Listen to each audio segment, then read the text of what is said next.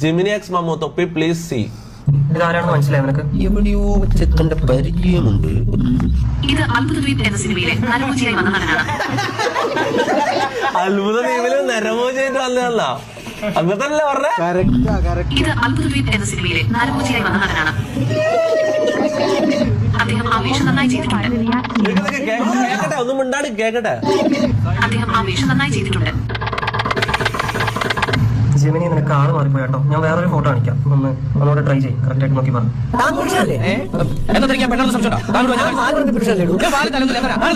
Sorry, ഞാൻ പെട്ടെന്ന് ആ രൂപം കണ്ടപ്പോൾ മാറിപ്പോയതാണ്. ഇത് തൊപ്പിയുടെ എമാസൽ ഗാംഗിലെ ഒരു പയ്യനാണ്, പേര് മമ്മു.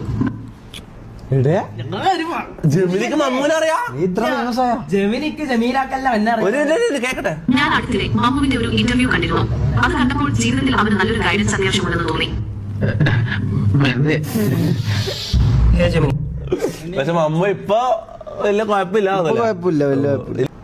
എന്റെ ശരിക്കുള്ള ഫാമിലി, അതായത് ഞാൻ ജനിച്ചു വളർന്ന എന്റെ കുടുംബം. ഇത് ഞാൻ അത്ര ഇപ്പൊ നിന്റെ ഇന്റർവ്യൂ എല്ലാം പുറത്തു തരുന്നില്ല. ഞാൻ 2-3 മാസം മുമ്പ് ഒരു ദിവസം ഒറ്റ ദിവസം ഞാൻ കാര്യപ്പെട്ടെ എന്റെ ഇപ്പൊ യൂട്യൂബിൽ കാണുന്ന എന്റെ ഇന്റർവ്യൂസ് ഇല്ലേ, അതെല്ലാം ഞാൻ 3 മാസം മുമ്പ് ഒറ്റ ദിവസം കൊടുത്തതാ. മനസ്സിലായി? ഒറ്റ ദിവസം നമ്മള് ഷൂട്ട് ചെയ്ത് ഇന്റർവ്യൂ ഷൂട്ട് ചെയ്ത്, പിന്നെ ഒരു ഡേ ഇൻ മൈ ലൈഫ് അങ്ങനത്തെ അല്ല, ഡേ ഇൻ മൈ ഡേവിത്ത് തൊപ്പി അതെല്ലാം ഷൂട്ട് ചെയ്ത് ഒറ്റ ദിവസം ഷൂട്ട് ചെയ്ത ഒരു 4-5 മണിക്കൂർ എടുത്തു.